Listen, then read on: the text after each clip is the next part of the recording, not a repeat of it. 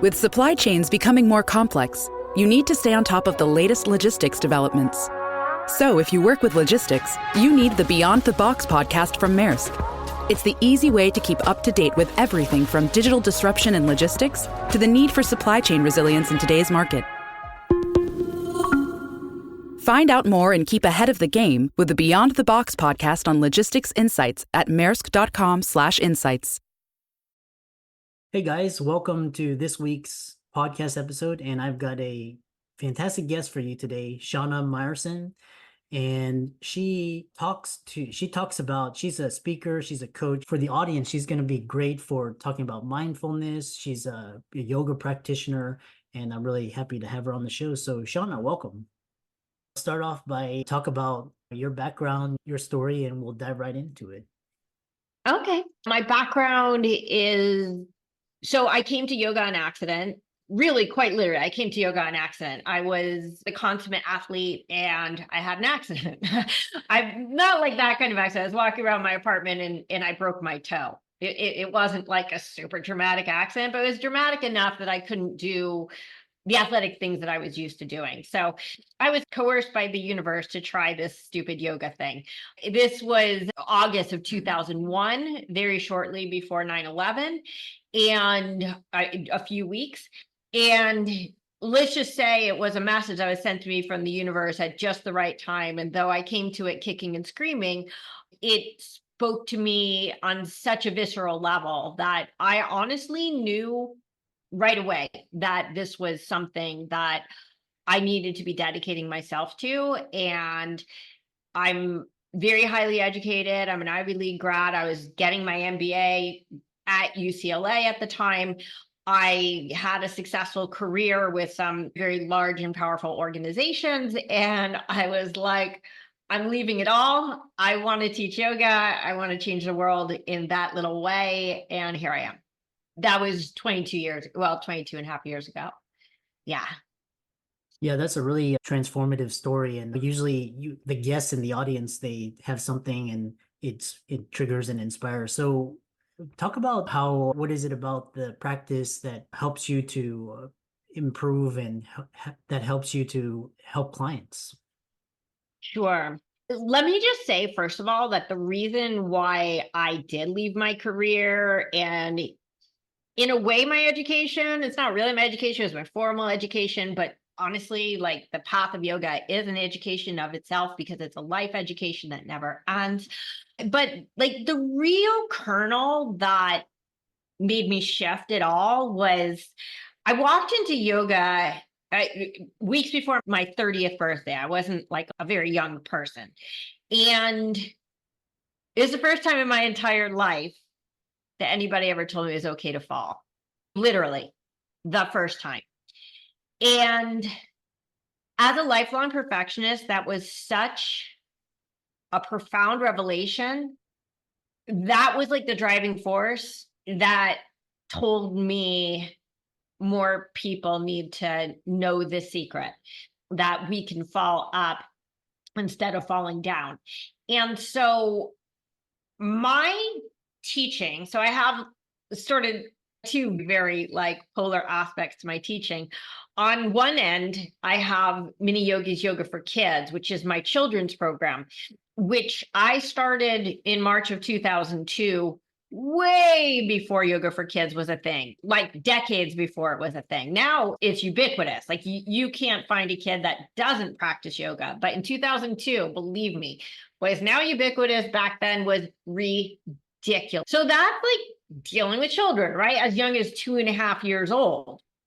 On the other end of the spectrum, I have my Yoga Athletica practice, which is the most challenging yoga practice you could possibly imagine. Lots of handstands, arm balances, contortions, like the stuff of legends, right?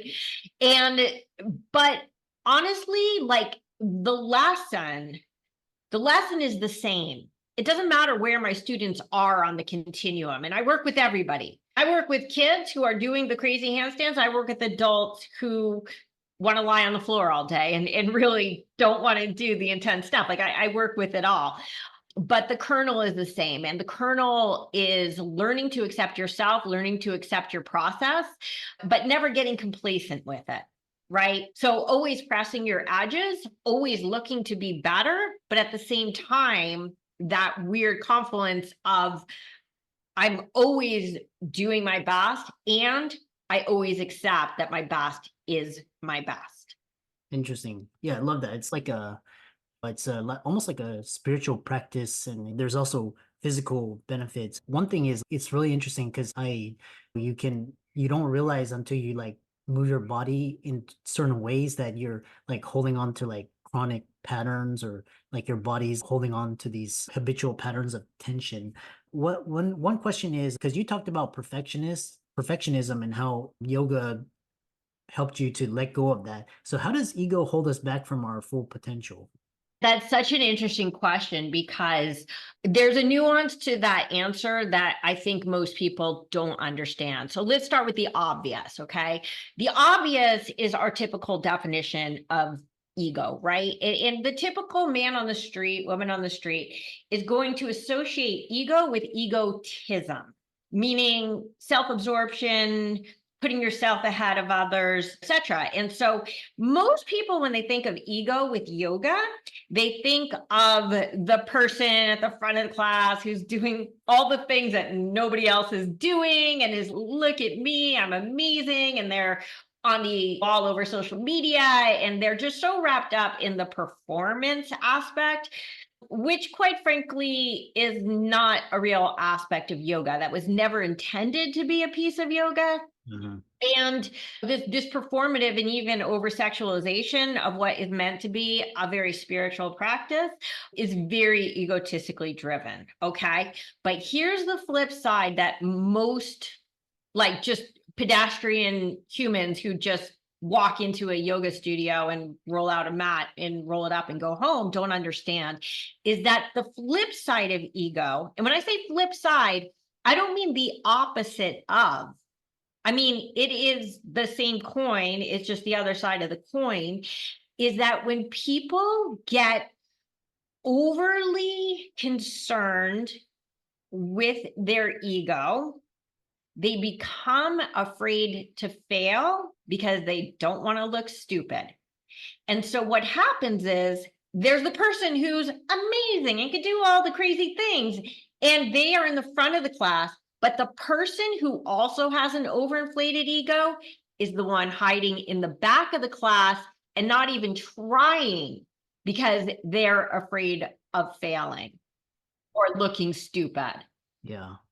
It's interesting. It's just like when you put one thing that the whole experience, I encourage people to, because it's just, but the whole experience is like you're hot and sweaty and just so many people. And it's like, you just actually, you have to drop your ego, you have to drop your, and just go. And then it's just, then you have people that are fitter, skinnier, prettier, stronger, all this, and you just have to let it go. And just, and you talk about not being afraid to fall, and just it's really interesting. The other question I have for you is, a lot of people, they're stuck in their jobs or 9 to 5s or corporate jobs. They've got these Sure. nice pedigrees and they actually want to do something like you, like be a yoga teacher or a coach. Or so how do you leave your job and follow your dream? What do you tell clients?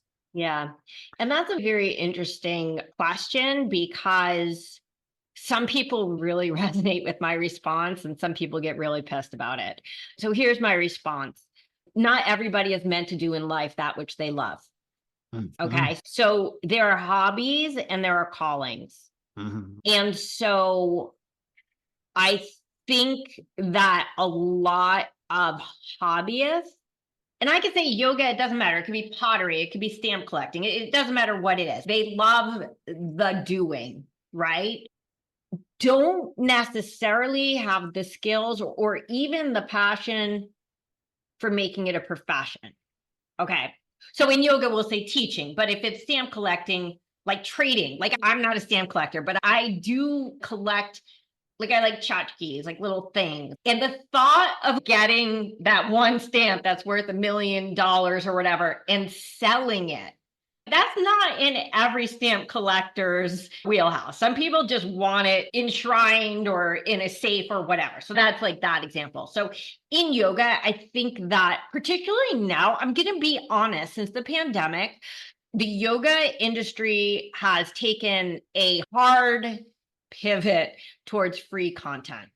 What does that mean for a yoga instructor? You better love this or you're in real trouble, because it's not necessarily the huge money-making machine that it became, let's say, in the decade leading up to the pandemic, about the 2010, 2012 to maybe 2020, when everything crashed. In order to take the leap, here's what's interesting. So I used to work in Hollywood in the film industry. I worked at ICM, which is, at the time, it was the #2 agency in the world. Now the agency system has gotten a little bit weird, but it's still like top 3 agencies, if not still probably #2. And why was I there? I was there because I wanted to be a screenwriter. Okay, now let me connect the dots. In LA, there's this big backdoor policy of, like, the old joke is that every waitress in LA is really an actress trying to wait on the right producer. Of course, now that has shifted, honestly, into yoga instructor, but that's just a weird irony of confluence in this conversation. Because the real point of what I was going to say is, why was I at ICM? Because I wanted to be a writer, but I wasn't willing to give up everything to be a writer. Instead, I'm like, what if I go to Hollywood? I work at a powerful agency. I meet the agents, the producers, the directors, the writers. I meet all the people. Then I got into script development, which, for people who don't understand what script development is, it's like what it would be the analogy to a book editor, meaning you're helping people rewrite. And I'm like, my writing was something I did on the side. Right, that I'm like, okay, maybe I'll write a screenplay that will hit, but in the meantime, I need to make ends meet, right? And so, was that a calling? Listen, I do believe I'm a good writer. Obviously, it wasn't a calling because I wasn't willing to give up everything to do it. When yoga came into my life, the most simply put way is that I could explain it is, at the time, the average yoga instructor was earning something around $17,000 a year. Now, keep in mind, I had just come out of Microsoft. I know I'm leaving out some time in between Hollywood and my tech career or whatever, but I'm like, I may shift literally into poverty wages by making this shift. And I'm leaving my MBA program, which I just spent an inordinate amount of money on. And it's my education. Like, this is important stuff. But it made so much sense to me that the universe was like, this is just what you need to do. That I was in retrospect, I'll say I was willing to take the leap, but I could tell you, going back into my mind 23 years ago, it didn't feel like a leap. It felt, again, like a calling. So what I would say to answer your question is, not everything you love is your calling. When the call comes, answer it, and you'll know when it comes. I hope you'll know when it comes. Yeah, that's very powerful. And I really love that and I love this idea because not everybody is going to have to, follow your path. I know, I had a lot of previous guests. She was a doctor, and then her calling was to be a coach, teaching physicians how to, live and travel anywhere and be a like digital nomad. But not, not everybody is supposed to do that. Which I really love that. And I love that quote that you said, when it comes, knows. So how do you, I think we have around 2-3 minutes, and how can people find you and check out your work and maybe sign up for a yoga class with you or coaching call? How do they find out more about you? Yeah, the easiest way to find me, honestly, is on my website, which is Yoga Athletica. And I'll spell it because it's weird. It has only one A in the middle. So it's YOGATHLETICA.com.